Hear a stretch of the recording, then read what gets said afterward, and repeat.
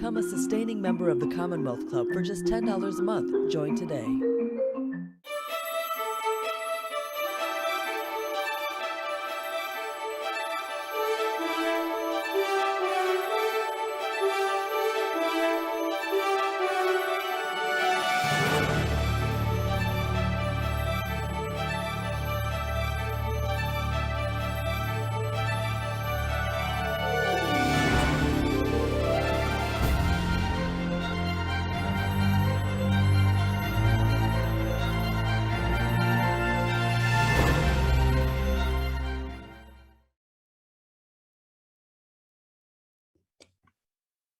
Hello, and good afternoon from the West Coast. Good evening to the East Coast. My name is Alicia Jean-Baptiste. I'm the president and CEO of SPUR. We are a Bay Area urban planning and policy organization with offices in San Francisco, Oakland, and San Jose. And this is the first time I have moderated a Commonwealth Club program, and I could not be more excited to be participating in today's program. It's so aligned with the work that we do in my organization. And a special welcome to all Commonwealth Club members. So we're here today to discuss the new book, Survival of the City, Living and Thriving in an Age of Isolation, with its authors, Harvard University economists Edward Glaeser and David Cutler. Edward's specialty is urban policy. David focuses on healthcare, which of course is a perfect match for today's world. And their book really comes at a critical time for urban America and for cities across the country. After 18 months of the pandemic, many are wondering about the future of cities, especially ones like San Francisco, where today our offices remain largely empty, our downtowns somewhat deserted, and many of the issues that existed before the pandemic, whether extremely high real estate prices, battles over development, health inequity, segregation, are things that we continue to grapple with. In my organization, SPUR, we focus on many of these urban issues, and our approach, which brings people together across sectors, aligns with a lot of the content and recommendations in this very important book. So again, I'm just thrilled to be today's moderator. And as an important housekeeping tip before we get started with Edward and David, if you have a question for either of the authors or for me, please go ahead and put it in the Zoom chat. Questions that are posted there will be forwarded to me throughout the program. So we are going to jump in, and hello, Ed and David. It's really so great to be with you both today. Oh, it's great to be with you too. Thank you so much for having us on. It's a pleasure to be with you today. Thank you. So needless to say, this is an incredibly timely book and really thinking about the future of cities post-pandemic. But before we start to talk about the future, I was thinking we could do a little bit of a step back. You do talk in the book about the fact that while COVID-19 is new for us, pandemics are something that humans have experienced in the past and cities have grappled with in the past. And I'd love for you to talk a bit about what we can learn from that history about the resilience or lack of resilience of cities. So pandemics are an old demon of density. Right? I mean, cities are the nodes on our global lattice of trade and travel. They're the ports of entry for goods, for ideas, and for viruses. And it has been ever so, right? I mean, the plague of Athens, which entered in through the port of Piraeus and then spread like wildfire across the dense confines of that city, leveled, what may have been the most, glorious moment in terms of collaborative creativity in the classical world. The plague of Justinian, which came 1,000 years later, derailed that Eastern Roman Emperor's attempt to rebring Roman peace to the Mediterranean world and sort of knocked, in some sense, all of Europe into a darker time period. For much of the last 650 years, however, cities have proven far more robust. The Black Death was a human catastrophe, but it left Europe actually richer because the amount of land per capita goes up, and in some sense fueled the urban renaissance of the 15th century. And in the 19th century, cities survived the plagues because they made investments that in some sense pandemic-proofed their cities. And David has written, I think, some of the most important work that's been done on that investment. David? Yeah, so it turns out that, one of the things that really spurred the city to allowed it to be great was the ability to cure pandemic disease. So, we had not so much COVID-19, but in the last couple of centuries, we had typhoid fever and other waterborne diseases, and John Snow and cholera in London. And so if you look, roughly a century ago, the most important things that government spent money on were big urban public health projects: water, chlorination and filtration, and streets and sewers and sanitation, all of that. And that investment paid off just multiple fold. Disease rates went plummeting, death rates went plummeting, so much so that, from the Spanish flu till now, we had no super big world outbreaks. So there was really a century where we did well. What happened is, I think, a couple of things. One is world travel got so fast that diseases can spread from Wuhan, China to New York in a matter of minutes. And that was way faster than we were prepared for. And also that the world had let its guard down, that we did the things that we needed to prevent the spread of cholera within the city, but we hadn't done the things we needed to do to prevent the spread of COVID across the world, or SARS or MERS or any of the other potential pandemics that came before. So we're at another inflection point, which is if we want to have our cities be healthy and sustainable for us, we're going to need to address these, just as we had to address the earlier issues of air and waterborne diseases that plagued cities just until very recent times. I mean, in the book, in the 19th century, we really argue that it's the hinge of history where governments stopped being pretty much exclusively agents of death, which is pretty much all they did prior to 1800 was to kill people, into actually, agents of life saving. That was fundamentally about cities and sewers and aqueducts. And that was really the moment in which actually governments turned into benevolent agents. It's interesting that you raised that. I was just thinking about infrastructure and the fact that in prior pandemics, the positive response has been the introduction of infrastructure that actually held those pandemics at bay and increased health and safety across the collective. One of the things that you speak to in this book is how the orientation of our public health infrastructure today actually set us up to be more vulnerable to this pandemic. And I wonder, David or Ed, if you could expand on that a bit, what you saw as the ways in which we were prepared and the ways in which we were not prepared for what we're grappling with now. Yeah, so the US and the world had some institutions directed at this. So for example, the Centers for Disease Control and Prevention is seen as the worldwide model for how do you run a public health agency. It's actually not very well funded at all.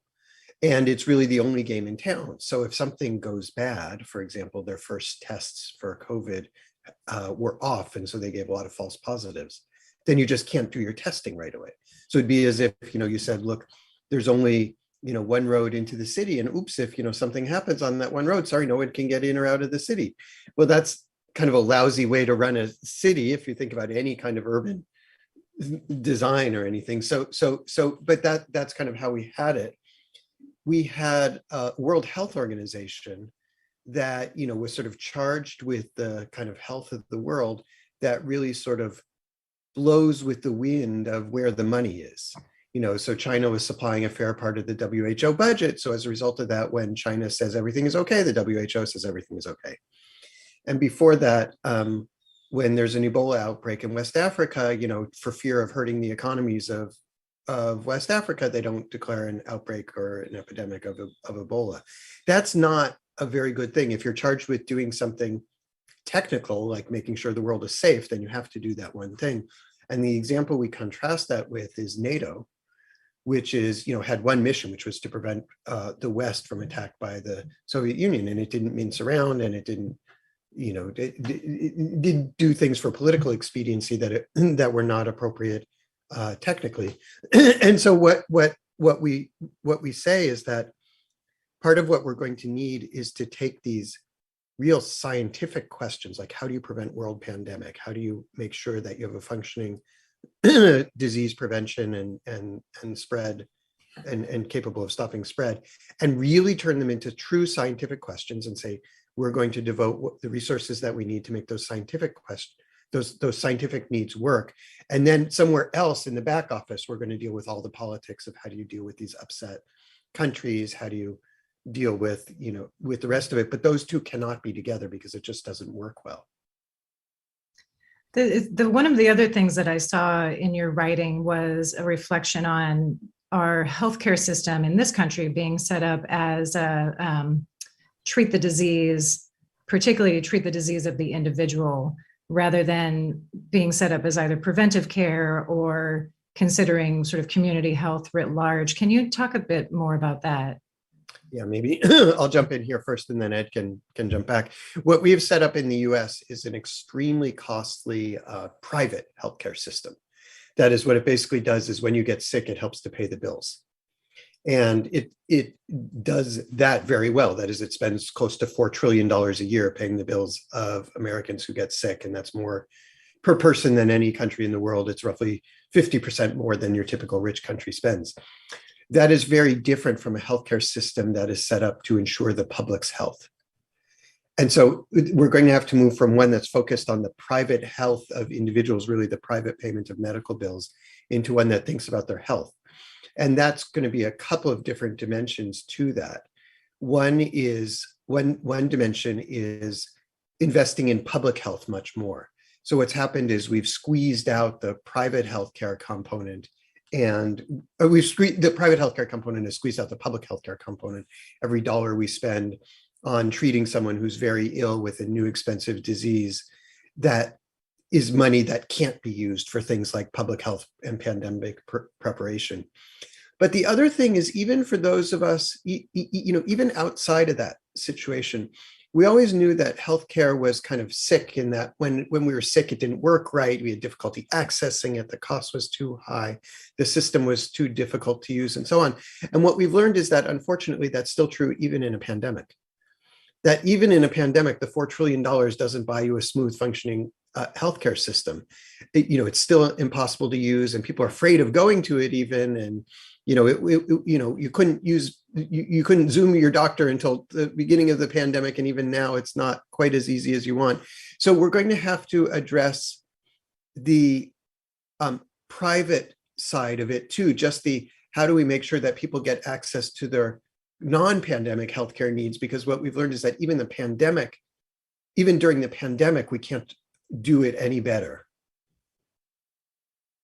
Yeah, thank you, David. Just to add just a little bit on that. So one of the stories that we tell in the book is we try to explain why we have a health insurance system, not a public health system, why we have a system that does so poorly at controlling the amount of money that gets spent, and such a poor job of making sure that the money is targeted towards areas where it's going to do the most good. And we really trace this to the history of the essentially Southern Democrats or near Southern Democrats who put this together, who had two things. They were very happy with the idea of Washington paying the bills, with Washington spending money, particularly for poorer people. But they didn't want Washington control, right? I mean, there were Southern Democrats. They were quite afraid of this. This is Wilbur Mills of Arkansas, Lyndon Johnson of Texas, and Harry Truman of Missouri. And so they set up a system to spend, but not to control. And so that's exactly what we got a system that spends practically without limit, but does not actually, have the sort of muscular control over a public health system, which was really the different vision as opposed to Woodrow Wilson's sort of vision of sort of the first ideas of a new freedom, the Teddy Roosevelt idea of actually having a public health system that would be really run from Washington. And while certainly there are downsides to that, we think given the risks of pandemic, we're going to need to have more of that. We're going to need to have more targeting of our spending and less of a sense that you can just leave it to writing the checks. Thank you. So, one of the dynamics of the pandemic, of course, has been the impact to cities. And for many of us living in cities or around cities, what we've seen is significant change in the way that cities are used and the amount of people who are there. I think, I referenced in the opening that in San Francisco, also Oakland, also San Jose, any of the major cities of the Bay Area where we work, they're just largely empty still. We just have not seen a return to office, even though we're 18 months into this pandemic. So we're really grappling with the malfunction of the system that you've been describing. Before we start to get into solutions, I'd love to hear from you a bit about why it was important to write this book. What is it about the health of cities and securing the health of cities for the future of humanity that was so important to each of you? Certainly, I believe very strongly that cities have been the home for humanity's most important collaborations, for the partnership between Plato and Socrates 2,400 years ago, for the creativity that gave us the Italian Renaissance. They are at their best. They're entryways for poorer people to find opportunity. They're places where the young can learn and can see their wages grow. At their best, they are really humanity's greatest invention. And when they don't work, they destroy opportunity for billions of people throughout the planet. In a sense, the shutdown that happened in March 2020, the social distancing, was the rapid fire deurbanization of our world. For cities at their heart are the absence of physical space between people. Cities are density, proximity, closeness. And this shock felt so terrible for cities, in part because it was joined by the Zoom change, which made it feel as if maybe we won't ever go back to working together. But also, perhaps even more importantly, because cities felt vulnerable pre-COVID. If you think about almost 20 years ago today, when the terrorists hit the Twin Towers, there was a remarkable consensus about what pragmatic government was supposed to look like in cities like New York and Chicago and Los Angeles. And over the past 20 years, that pragmatic consensus has just disappeared, in part because the benefits of cities seem to be accruing not to everyone, not providing an up escalator for everyone, but it seems to be going for a remarkably restricted few. And this is partially about the housing affordability crisis. It's partially about low levels of upward mobility in cities. And it's partially about a police force which seems to treat young men of color or poorer young men more generally with disrespect in many places. And so we really think that fixing the cities means actually addressing those root problems, not just fighting for better health.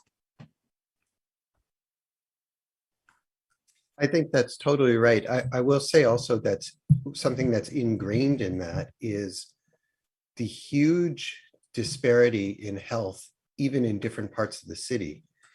So if you move, one example we give is in New York, which is on the opposite coast, but undoubtedly many of your folks will know it intimately. You can go 12 minutes by subway and lose 12 years by life expectancy. And just to give you a sense of what that means, smoking cuts about 10 years off your life expectancy. So it's the equivalent of taking a subway ride and going from a place where everyone smokes and to a place where nobody smokes. And even then, that's not the whole difference. So it's just this huge disparity. And you say, Ed used the analogy, which is perfect, of the up escalator.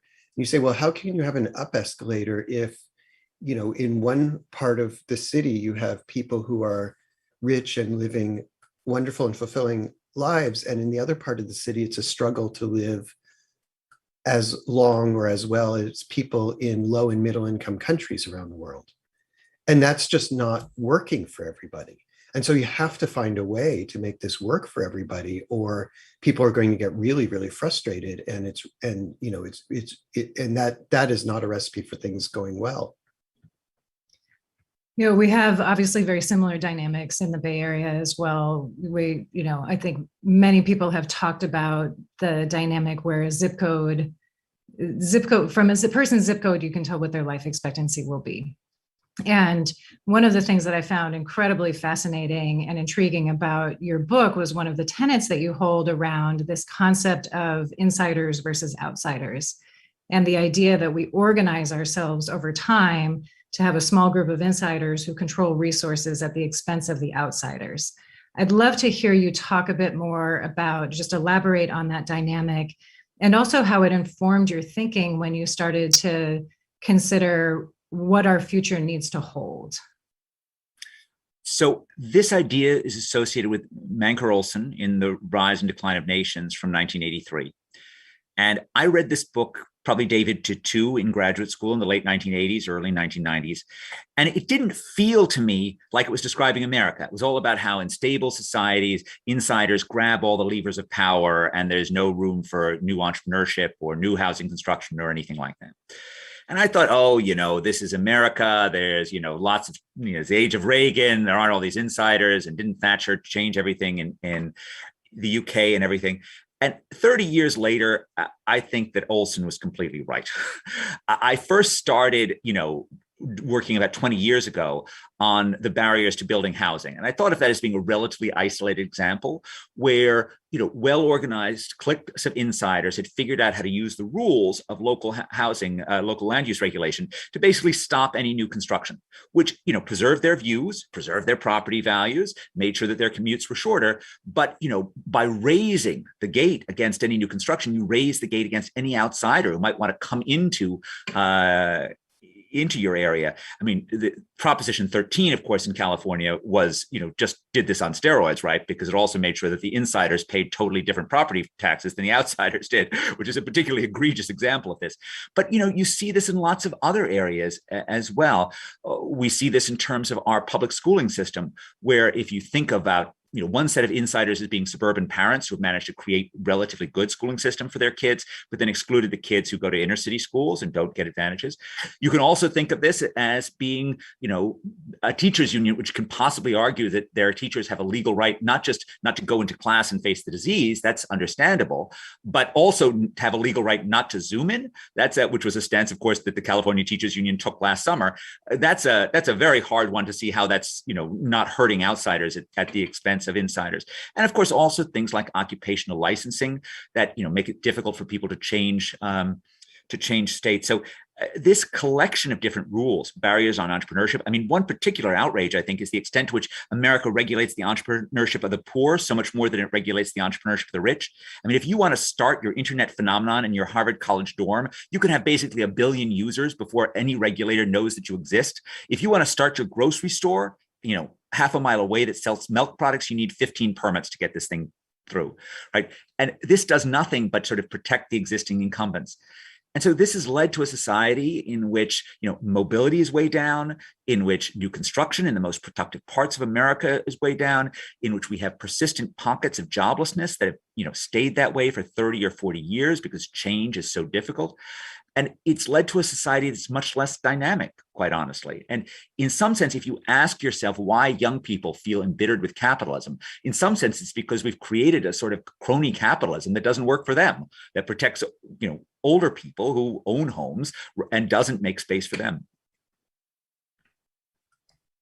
I was just going to add, for the past century, the way that people got ahead was to move to urban areas. And typically what would happen is people would move to the richest areas because that's where the demand for workers was the highest, and that's where jobs were the most plentiful and so on. And so we saw people moving to Los Angeles and the Bay Area and New York and so on.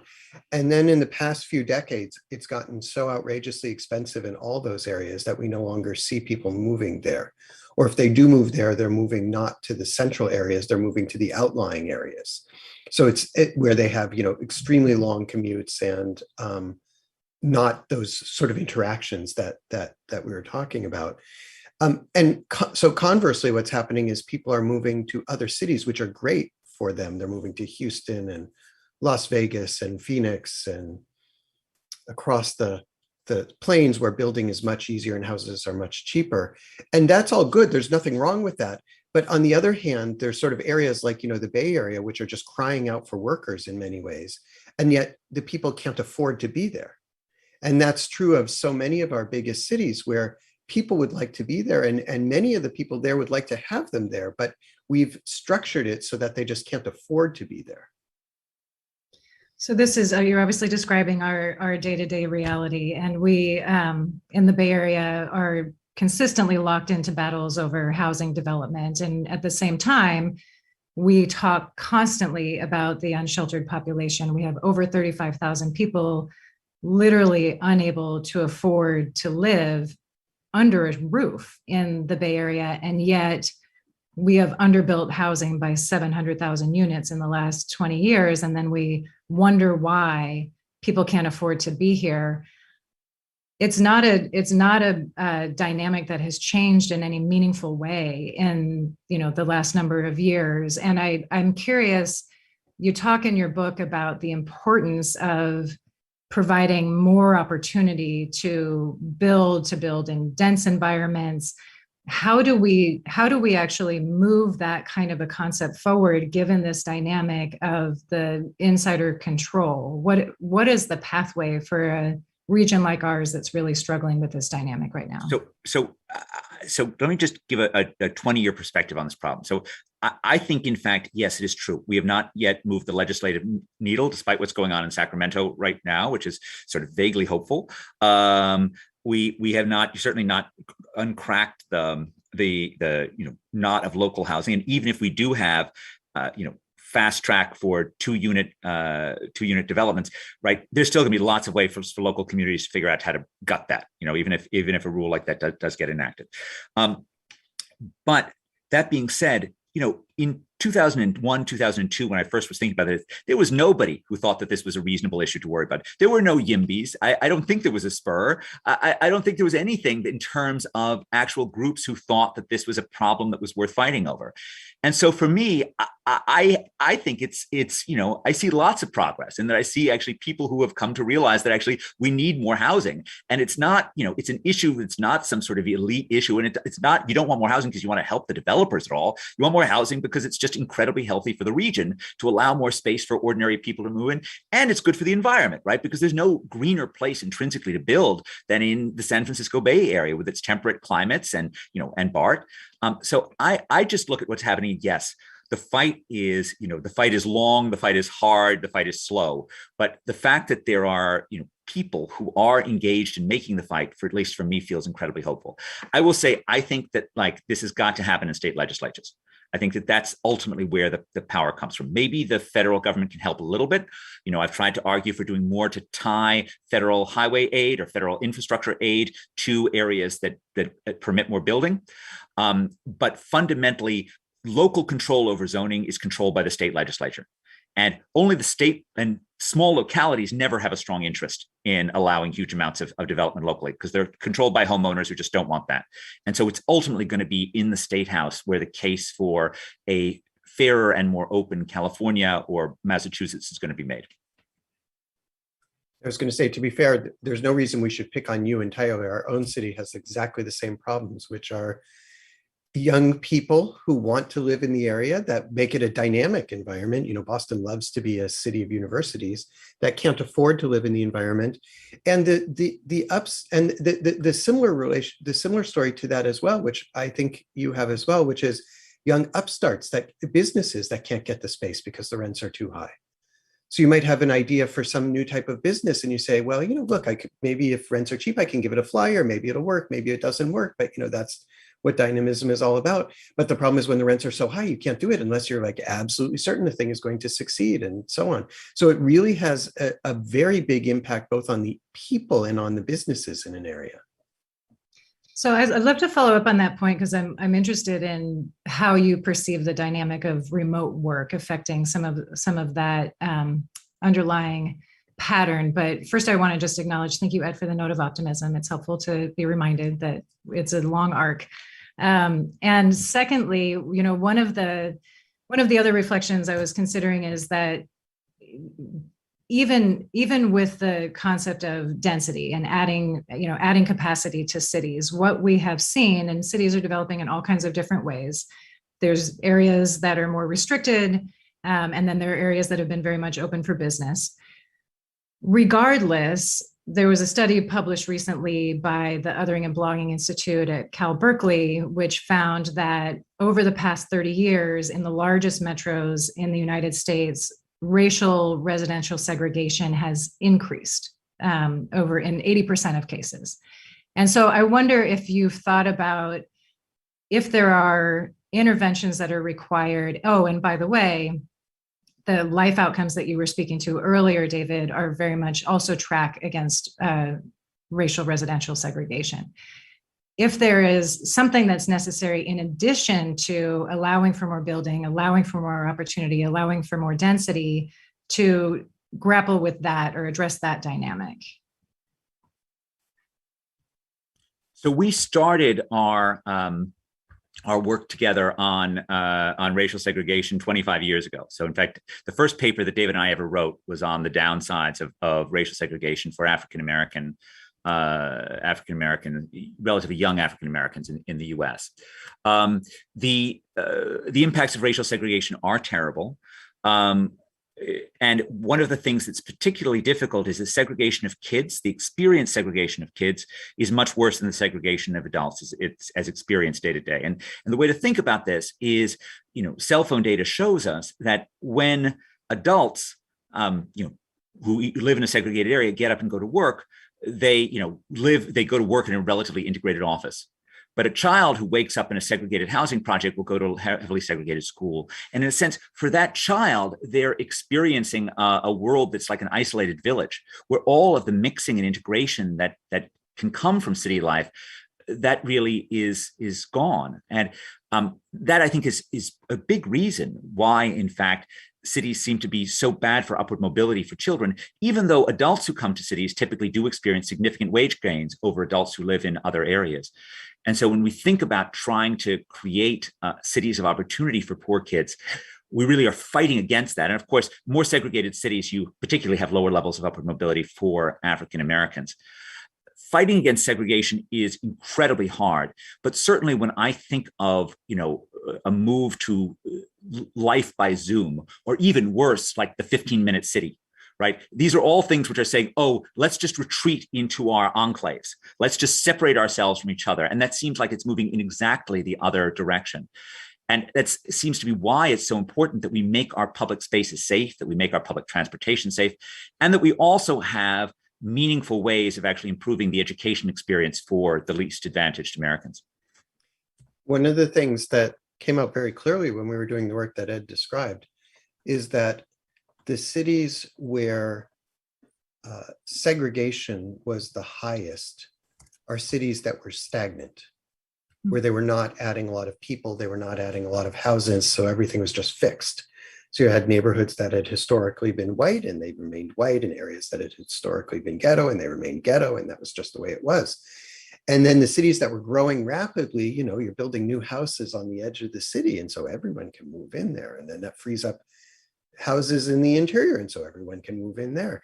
And particularly if you have an open-minded population that says, look, I'm not going to choose my neighborhood because it's white or because it's Hispanic or because it's not Black or whatever it is, then you can really get a lot more mixing of people rapidly when the city is growing and changing than when it's just fixed and stagnant. And so that was actually the key to a lot of cities becoming more open, is that same kind of openness to building then means people don't fight over what's there as much. And no, you can't move in here because it's going to destroy my neighborhood and there's nowhere else I can go, and so on. And you just don't see that as much in cities that are much more dynamic. So going back to this concept of remote work, and Ed, you talked about this as a little bit dystopic. Where do you see that going? I feel like this is sort of a constant question in the, among planning circles, and a lot of attention being paid to wanting to make the city center an attractive place for people to return, given that people have more choice in where they work, or, people who have the option to work remotely have more choice to in terms of where they work. Do you think this is a normative change? Will we work differently going forward? And if so, how do you see that impacting the future of cities? So I think that, remote work is real, but I don't think it's a, game changing, death of face-to-face work, death of office kind of thing, right? This is not the first time we've heard that, remote work will kill off the office in the city. Alvin Toffler wrote in The Third Wave that these new technologies that were coming about, in his day it was fax machines and personal computers, were basically going to mean a massive increase in everyone working from home, which was going to cause a massive hollowing out of urban offices and a continued decline of our cities. And for about 40 years, Toffler was completely and totally wrong. because what happened over the past 40 years was there was a rapid increase in the returns to innovation, a rapid increase in the returns to being skilled, an increase in the complexity of the world. And we are a social species that gets smart by being around other smart people, and that means physically. And the more complicated an idea is, the easier it is for that idea to get lost in translation. And we have these cues for communicating comprehension or confusion that are lost when we're just not in the same room with one another. I mean, I can't tell you how frustrating it is to try and teach any kind of large class by Zoom relative to actually having the feeling of just being there. In two of the most I think clear work from home studies. First, a classic by Nick Bloom of Stanford, who's just an outstanding economist, and one by our students, Natalia Emanuel and Emma Harrington, find very similar patterns, which is in the short run, when you send workers home, call center workers, right, they become more productive. They have fewer distractions. They do a perfectly good job of churning out this call work. But both studies show significantly lower promotion rates for those workers who are sent home. Now, what do you promote a call center worker to do? You promote them to handle harder calls. And so how would you learn how to handle those difficult calls if you were at home, right? You've got no one to listen to. You've got no one to imitate. How would your boss learn that you're any good at doing those calls? Because the boss isn't near you. And so this dynamic feature, which is so critical in cities, that what the great English economist Alfred Marshall talked about 130 years ago when he wrote that in dense clusters, the mysteries of the trade become no mystery, but are, as it were, in the air. Those sort of dynamic elements have got to pull people back. And I think one key thing to remember is, if you think about Silicon Valley before 2020, right, this was the industry that had the most access to, all the forms of remote work. Is this what Yahoo did? Is this what Google did? Is this what Facebook did? They just sent everyone home? No, exactly the opposite, right? I mean, I cite Yahoo because Marissa Mayer famously ordered everyone back. But, Google bought the Googleplex. Google bought 1.5 million square feet in downtown Manhattan. They all try to create these work playgrounds to make sure that people are around each other all the time, because they believe that creativity works by connecting people. And one of the interesting things that's come out of Microsoft is that, in fact, there's a nice study that came out last month that there's a real decrease in connections across different groups, which the paper really thinks is going to lead to a decrease in creativity at Microsoft because these work teams are becoming more siloed. One final point is that, the remote world is just a very hard world for onboarding new workers, and it's a very unequal world. So the onboarding point is, if you look at productivity computer programmers, some studies have suggested it's also just fine. But if you look at new hires for computer programmers or Burning Glass Technologies counting of new postings, that was down 40% between February 2020 and November 2020. So a massive decline in the amount of onboarding. And you saw this across all the remotable occupations. So while it was possible for relationships to coast on pre-existing ties, right, people were very wary about onboarding new workers. Last point, right? If you really imagine a world in which Zoom becomes ubiquitous, you are imagining America that is going to be vastly more unequal than even the America of 2019, which was certainly unequal enough for my taste, right? If you think about May 2020, right, the height of the Zoom world, right, 68.9%, overwhelming majority of people with advanced degrees were Zooming to work. 5% of high school dropouts were Zooming to work. 15% of people with only high school degrees were working remotely, right? This is not something that involves large swaths of the population. And so it really is something that we should fight against. And while it's a great thing to have Zoom as an occasional tool, we should not be planning our cities so that they're going to have empty offices. I'll just add to the litany because there's just so much. There was a study of in an emergency setting, you need to convey information from one person to another. And it turns out that information was conveyed better when the two workers were in the same room as opposed to the next room over. And actually, it turned out that the information was conveyed better when their desks were nearby than when they were in the same room, but their desks were further away. And why is that? Undoubtedly because of the subtle interactions that come from being together as opposed to being even a little bit further apart. The other relevant study is there was a study, this one I find it just wonderful, of it turns out even chess matches have gone to Zoom. And based on computer judgments, the chess players are not playing as well over Zoom as they did when they were in person playing. So there's just something about being in person that makes people be more productive. And I think we're, as a society, I think people are realizing that much more than they thought. Like all the talk about how education is going to be entirely online certainly has been halted and so on.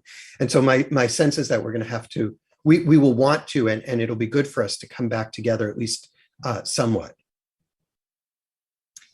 I think that one of the things that really struck me over the course of the pandemic, not that it's over, but in the earlier stages of the pandemic, was when people had the opportunity to start to be together again, even if it was outside in a park wearing masks, people flocked to that opportunity. And so it did indicate to me that there's something very human about being together and having that kind of a connection. And I certainly see, as somebody who runs an organization myself, I certainly see that pull towards understanding that we work better when we are together. It doesn't necessarily mean that we will choose the same places or the same cities as we did pre-pandemic, though. And we've certainly seen plenty of examples in the course of history of cities that have gone through a major shock that haven't recovered and that have lost population and have changed dramatically, whether it was through industrialization or through previous pandemic or other experience. And I wonder if you can talk a little bit about what you think those success factors are for cities going forward. What should cities be really holding front and center as we start to get into this maybe post-pandemic phase in order to secure that success? So I think this is entirely right. So let's take a mythical 10-person tech startup that is, I don't know, in Menlo Park, something like that. And they're fed up with the high prices in the San Francisco area. But do we really think this group of people are actually going to just say, oh, let's just go off to 10 different isolated cabins? No, this doesn't sound at all like a recipe for a young, hungry group, right? What they're going to do is get together and say, well, where on the map are we going to go, given that we can now meet with our venture capitalists via Zoom, given that we can meet with other investors via Zoom? Maybe we all like skiing. Maybe Vail is for us. Maybe we all like surfing. Maybe Honolulu is for us. Maybe we all want to live in Texas and pay lower taxes. Maybe Austin's for us. So in a sense, it's not as if face-to-face contact is dead. It's not as if urban life is dead, but every city is more vulnerable than ever. And I will tell you what it feels a bit to me like is like the 1970s, when we had a bit of a revolution in terms of urban mobility. And this came both from mobility of richer urbanites who had access through highways to suburbs, and of businesses who increasingly could locate away from the older transportation networks because of highways, because of container ships. And so the tax base became increasingly mobile in the 70s. Now, what this collided with in cities like New York, and you felt this left in California because, in fact, we were all going to California in those decades, so you didn't have the same feeling. But I was a kid growing up in New York City, and what this collided with was this very strong progressive dream of creating a city that was fairer for all, and that you should do so by taxing your businesses more and by taxing the rich more. And what happened with those very laudable objectives is that the rich and the businesses just left. And in 1975, New York teetered on the edge of bankruptcy because they'd essentially proved unable to pay their bills. This is what, in some sense, I worry about today, that there is a completely understandable progressive hunger to make our cities greater places of opportunity. And we get that, and we want that too. But we can't expect to do that just by taxing the rich and taxing the businesses and giving money away. We need better government, as well as better cities, in order to get better cities.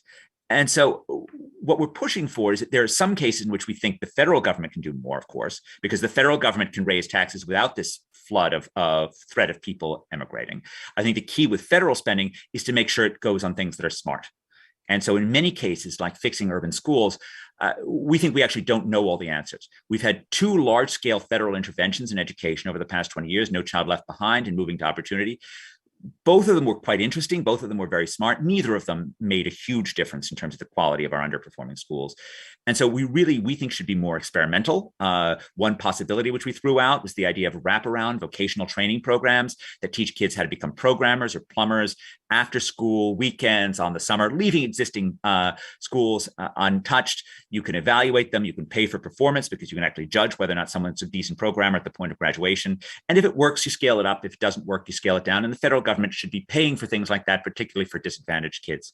At the local level, we think you can do plenty on rethinking your land use controls that make it difficult to provide housing for middle-income people. We can rethink our business regulations that make it particularly hard for the poor to start new businesses. That's not something that's going to scare anyone else away. The one local expense that I think is going to be harder is we really do need to have a criminal justice system that does a better job of taking care of the entire city. And in a sense, if you think about the move from the 1980s to today, in some sense, it has been quite successful. We have far lower murder rates in many of our large cities. They're far safer, but it was a very one-sided success in the sense that we locked up millions of young men, right? And we, led millions of other young men to be, essentially stopped or frisked or harassed on the streets, and thousands of young men to be shot by police in the process of law enforcement. This should not stand. We need to have a law enforcement system that treats everyone with respect and stops crime. We need to have a dual requirement for our cops. Now, what we think is that, you don't get an organization to change without having metrics. You need to have metrics on crime, which currently drive policing, but you also need metrics on how much the people are feeling respected. You need to have surveys of the customers. And with that, you then can basically fire the police chiefs who fail to deliver. But if we're actually going to get a police system that's going to be both humane and effective at preventing crime, to treat everyone with decency, we're probably going to need to spend more on it, not less. And so our lesson is on this is reform the police, absolutely. Right? Absolutely. Do not accept the status quo, but don't expect to spend less and get more. That's not something that happens. We need to get more, and that means we're probably going to need to spend more. So at the risk of indicting ourselves, I will make one observation, which is one of the really big agendas for city managers at the moment is the ability to manage well, to run things well, because we need to reform the public health infrastructure in the city. And it's not a great mystery how you do it. Like, you need people to do contact testing and tracing and help with isolation and so on. And we need people to help organize a police department with better reporting systems and better accountability. And you need to think about school options and so on. So we don't need the kind of, it's always helpful, but we're not in need of the 30,000 foot, where do we want to go? What we're desperately in need of is the 10,000 foot, how do we get ourselves there?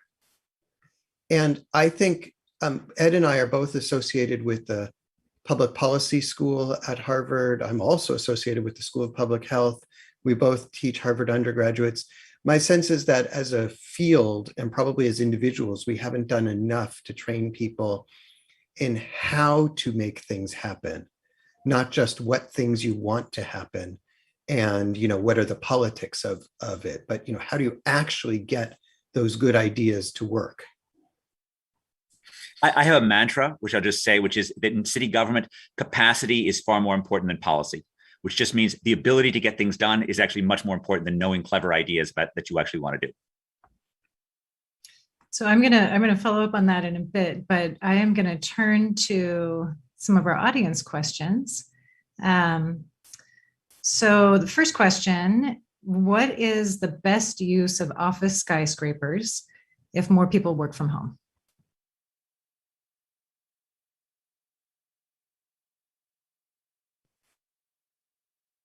David, I think we may have lost Ed for a minute. Okay, so let me there he start is. off. Let me start off, which is if more people are working from home, there will be less demand for downtown office space. That will be particularly true among the kind of suburbanites who have a house at home and are in an office space and so on. I think there are probably two things that can happen to that. One is that some of the office space becomes used by startups. And so we were talking about that. You might have a startup that could use some of the space that some of the big firm no longer needs. Second, and it's less true for the super big skyscrapers, but it may be true a little bit lower down on the pecking order, is that some of the commercial space could be turned into residential space. So in our home city of Boston, a lot of the housing is actually converted from old wharves. And again, for younger people and people who want to live in the city, that's what they want. They don't want a sort of house with a yard and, so on. They want that. That won't be the sort of gleaming office tower, but it may be that some of the business will come together, both old and new, in the gleaming office tower. And then some of the other things where the businesses are located will then convert into housing. Ed, I assume that you heard the question. Are you back with us, Ed? We may have lost Ed for a minute. I'm going to go to another audience question, David, if that's okay. Sure. So this person is asking, have you taken a look at the website Nextdoor and its tendency to create digital gated communities via social media? So I know a little bit about it, and I know, and of course there are other things as well, and some sort of real gated communities. I would say that the sort of horror scenario for cities is that instead of cities which are melting pots, we have enclaves of rich people, enclaves of middle class people, and then the poor get what's ever left. And that is one hellish scenario, where, you could imagine where, the rich suburbs are, gated and only rich people get to come in, and those they invite get to come in, and middle income people live in quasi-gated communities and so on, and poor live outside of that. That would just be terrible on all sorts of dimension, on every dimension you could think of. It's not impossible, however, and we've seen cities, where rich people flee them and middle income people sometimes flee them and so on. And that's what can happen if you have a combination of bad shocks combined with bad management and so on. So that would just be terrible. Now, of course, to the extent that the virtual world substitutes for the real world, that is, I want to hang out with some like-minded people, and I can do it over the internet, and I don't need to do it in person, that can be beneficial. So not everything that brings people of a common ilk together is bad. But when it's associated with kind of stopping the escalator and putting up the barriers at the beginning and the end of the escalator, then it really is getting into difficult territory. This is something that I thought about raising earlier, but it was certainly a question I had as I was reading through your book and building on this concept of, we could have a scenario where we have communities where the wealthy are isolated in one place and other folks are in others. What do you think stops that dynamic from happening now? I mean, there's sort of every reason for wealthy people to wall themselves off, and maybe in some cases they already are. We were talking about the fact that it's so challenging to build housing, et cetera. But why doesn't that happen in a more mass scale? What is it that is keeping people in this kind of social dynamic of experiencing more diversity? So in the 1970s, of course, there were a lot of cities that had near-death experiences. New York and, Ford to New York dropped dead, and Boston, which was largely depopulated, and Detroit, which unfortunately depopulated enormously, in Cleveland and so on. So in fact, cities can and they do die. For a number of cities, what keeps people around is really the amenity value. That is, people really want to live in those areas. So in New York, part of what helped New York come back in Boston was that they're beautiful areas and people like them, and they're cultural centers, and high-income people do want access to that. Whereas in other areas, again, Detroit, it just got so bad that people left, although now there's been a little bit of a revitalization. So I think you have many natural circumstances that make people want to live in those areas, but some cities absolutely will be on the brink, and particularly if they don't have that, and you have, but they're dominated by a few businesses, and those businesses say, well, maybe I'll move out. And then when the first one moves out, everyone says, well, I don't want to be the last one to move out. And so you can sort of see that unraveling. And we're worried, I think, at least personally, I'm less worried about the mega cities that, everyone's going to want to be near San Francisco, and everyone's going to want to be near Chicago and so on. So I'm not worried that those will go away, but some of what, if you will, the sort of middle tier cities that maybe people are moving to because house prices are cheap or something, where you can then imagine people saying, we could go elsewhere. And, then you can start a bit of a stampede there and the city can really suffer a lot. So I worry some about that. The areas that will do well are the ones with the real natural amenities, both environmental, but also things like education institutions. And one of the things that brought Boston back was very, very strong educational institutions and, particular industries, finance in New York and so on. So those are the kinds of things that can help cities maintain their vitality, even when they get hit repeatedly by a bunch of bad stuff. With mobile talent, right, having those amenities becomes more valuable than ever. I just wanted to prove the limitations of remote contact. I just wanted to highlight that, even with a hardwire connection. But one way to I was worried it was something I said, Ed. One way to think about the big city, small city thing is think about there being, let's say, a 20% drop in commercial real estate prices. If you're starting at a place like San Francisco at $85 a square foot or something like that, higher in some areas, right? A 20% drop still makes you one of the most expensive places in the country. And those offices are going to be occupied, at least once we get the Delta variant under control. They may be occupied by scrappier companies. Some of it may be converted into residential, but that space is not going to go empty, even if the prices drop a lot. If the prices drop a lot in Buffalo, in Cleveland, in Detroit, then you actually see the prices just going below the price that can sustain a landlord keeping it open. And once you have that, once you have really long-term empty offices, then the whole thing spreads because there's not demand for local businesses, there's not demand for local restaurants, and so then you can have really the sort of spillovers that give you the urban catastrophe. So I'm glad you're back, Ed, and thank you for illustrating the point. Unfortunately, we're almost out of time. So I have just one final question for you all, and I hope it's okay. It's going to be a little bit more of a personal question, but throughout your book, you talk about one of the solutions going forward is stronger civic governance.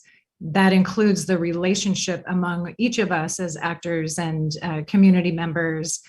You also talked just a few minutes before about it's not so much about where we need to go, but actually being focused on how we get there.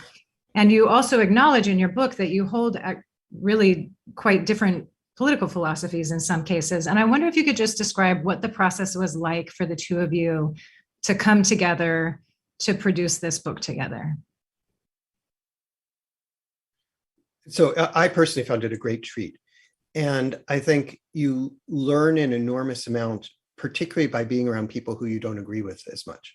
Now, Ed and I actually agree on a lot, but areas, for example, the issue that you and Ed were just discussing, which is how bad will it be for downtowns if 20% of the real estate, all of a sudden there's not much demand for. We've been around on that so many times, and we've had email conversations and phone conversations and in-person conversations back and forth. And every time there's an article one way or the other, we sort of discuss it and we talk about it. And it's just really amazing. And I think a part of what we try to do when we work is say, let's figure out what we think the truth is, independent of whatever our leanings might be about policy. And there are areas on policy I'm surely more activist than Ed. And had I been in sole charge of everything, the book would be more activist in some places, and had Ed been in sole charge of everything, it would have more of a libertarian bent and other things. But that's okay, because what we want to get to is sort of a diagnosis of it, and also how can you see the world differently? And at least for me, being able to understand that people can see the world differently and it's not because one person is evil is really very important, because you can then see why someone could really believe one point of view over another point of view, and there's nothing wrong with that. I've known David and I've worked with David for 30 years. And it has been an enormous pleasure every moment. And I've learned from him an enormous amount, as I did on working on this book. And the one of the key things is that we have to recognize that even when we have slight differences of opinion, or more than slight difference of opinion on sort of values, there are still facts out there that we actually need to agree on. And then as long as we get the facts straight, we can then, understand where to come to the middle in the values. I'll give you a clear example where we do in fact differ slightly. I think, in fact, probably your viewers differ slightly on this as well, which is towards things like drug use, food use, obesity, smoking. There is no question that David is more, positive about various public interventions to try to stop people from harming their own body. Whereas I am innately warier of that. right? So that's where we are. It does not mean that we have written papers together on opioids. We have written papers together on obesity. We agree basically on everything about the sort of core elements of what has caused the rise of obesity or what has caused the change in opioids, but we come to a slightly different place. But it doesn't mean that there's any disagreement about the science. And that's in some sense what's so tragic about the pandemic, and it's a tragic aspect in many parts of our life, is that we've politicized a pandemic of all sort of bizarre things in the world to politicize, right? This is a thing in which, there's this old urban line that there's no Democratic or Republican way to clean up a sidewalk, right? Or to shovel snow, because, it's a technical job that needs to be handled. It's basically the same thing with pandemics. There's no Republican or Democratic way to fight a pandemic, right? We may change slightly about our mask mandates, but at least we should, if we're going to end a mask mandate or end a restaurant lockdown for, personal freedom reasons, at least we should get a very clear message from a governor at this point in time that says, look, it's not safe to go out. Let me make it clear. We're going to defer to your judgment, but it's not safe.